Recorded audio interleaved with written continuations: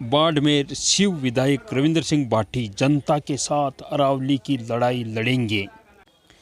एक ओर सरकार अरावली के लिए 250 करोड़ की योजना लाती है, दूसरी ओर सरकार उसी अरावली के लिए बिल्कुल लड़ाई नहीं लड़ रही है। हाल ही में आपने देखा कई तमाम नेता भी इस मुद्दे को उठा रहे हैं और जो कि बाड़मेर शिव विधायक रविंद्र सिंह भाटी ने हाल ही में प्रेस वार्ता में इस मुद्दे को लेकर काफ़ी कुछ उन्होंने बातें कही। प्रेस वार्ता में आज उन सभी विषयों पर बाड़मेर शिव विधायक रविंद्र सिंह भाटी का कहना है कि सरकार का ऐसा दायित्व होता है कि जनता के जो मुद्दे हैं वो केंद्र सरकार के आगे रखे, कोर्ट में रखे, क्योंकि सरकार ये कह रही है हमारा निर्णय नहीं है, तो सुप्रीम कोर्ट का निर्णय आया है तो उसके बीच हम क्या ही बोल सकते हैं। और शिव विधायक रविंद्र सिंह भाटी कहते हैं कि आप सत्ता में हैं, आप सरकार में हैं, आप राज्य में हैं, आप केंद्र में हैं और ये सारी तमाम चीज़ें आपको इन चीज़ों के गौर करने के लिए मजबूर करती है कि जनता के हित की बात आप करें, क्योंकि जहाँ जहाँ आपके सदन बने हुए हैं गौर करिए वहाँ पर सभी जगहों पर अरावली की रेंज है। अगर आपके सदन इस तरीके का प्रभाव पड़ेगा तो आप सोचेंगे तो जिन लोगों के घरों में इससे प्रभाव पड़ने वाला है, फिर मुख्य रूप से सोचे तो राजस्थान के मरुधर में राजस्थान के मानसून और जो कि रेगिस्तान है राजस्थान का एक, और वो धीरे धीरे बढ़ते हुए बाकी क्षेत्र में आने लगेगा। जिस प्रकार का प्रदूषण आप देख रहे हैं इस वक्त केंद्र राजधानी में दिख रहा है, वैसा ही प्रदूषण कल को फिर हमारे राज्य के और सिटीज़ में भी दिखेगा। इन चीज़ों पर गौर करना चाहिए। जो नेता ये कह रहे हैं कि कोर्ट का आदेश है, कोर्ट के आदेश का हम क्या करें, तो उन्होंने एक विनम्र निवेदन है कि यह आपका दायित्व है, आप जनता के हित के लिए ये बात रखें कि अगर अरावली के साथ छेड़छाड़ की जाती है, जो कि ये कहा जा रहा है कि 100 मीटर से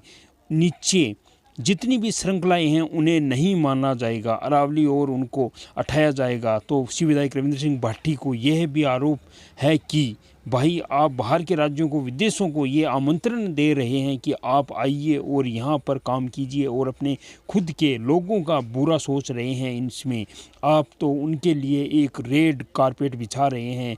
कई भाई आकर काम करो, खनन करो, ले जाओ सब कुछ यहाँ के लोगों का, क्या बारिश बिल्कुल ख़त्म हो जाएगी और जो रेगिस्तान अभी तक थोड़े ही क्षेत्र में है वो धीरे धीरे बढ़ के आगे आ जाएगा। रही बात कि आप एक और योजना लॉन्च कर रहे हो हरित अरावली करके, जहाँ पर 250 करोड़ अरावली को हरा भरा रखने के लिए दिए जा रहे हैं, दूसरी ओर आप थोड़े ही दिन बाद जब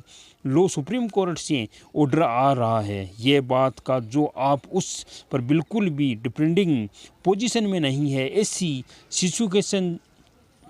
जहाँ पर आपको ऐसा होना चाहिए, सरकार को जहाँ डिपेंड करना चाहिए जनता के लिए अरावली की श्रृंखला को काटने दिया जाए, सभी से चुप्पी साधी हुई है। और अंत में ये पूछा गया कि अगर कोर्ट अपने आदेश पर खरा उतरता है और इस मामले को खारिज नहीं किया जा सकता है, तो उनका कहना है कि फिर जनता को देखना होगा कि इसका विरोध किया जाएगा, बहुत ही बड़े स्तर पर किया जाएगा। हाल ही में वीडियो में उनका वायरल हो रहा है, हालांकि हो सकता है कि किसी और विधानसभा के सभा का हो, लेकिन हाल ही में अरावली सब जगह से मुद्दा चढ़ा रही है, क्योंकि 20 नवंबर को ये आदेश जारी हुए थे, उसके बाद तो अभी तक विधानसभा हुई नहीं है। और अगर ऐसा माना जाता है जैसे उसमें कह रहे हैं रविंद्र सिंह भाटी की जनता आएगी तब आप रोक नहीं पाओगे, तो शायद वही बात है। क्योंकि हाल ही में आप देखेंगे अरावली के बीच बचाव के लिए एक सेक्टर पूरे अरावली पर लोग चढ़े हैं और आसपास में जो मैदान है वहाँ पर भी लोग बैठे हैं। अगर ऐसा ही रहा, क्योंकि शुरुआत